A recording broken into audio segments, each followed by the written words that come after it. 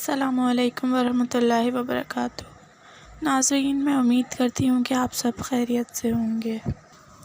ناظرین، کہا جاتا ہے کہ صبح سے راغت کے بعد مرد اور عورت دونوں کو پیشاب کر لینا چاہیے، نہیں تو کسی لا علاج مرض میں مبتلا ہو جائیں گے، اور بعض وقت منی کا کوئی قطرہ پیشاب کی نالی میں اٹکا رہ جاتا ہے تو سازش و زخم پیدا کر دیتا ہے۔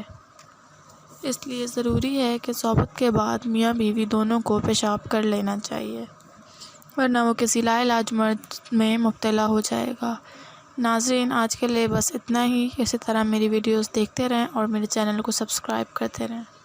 ہماری پوری ویڈیوز دیکھنے کے لیے بہت شکریہ۔ ہماری ویڈیوز کو لائک کریں اور چینل کو سبسکرائب کرنا مت بھولیں۔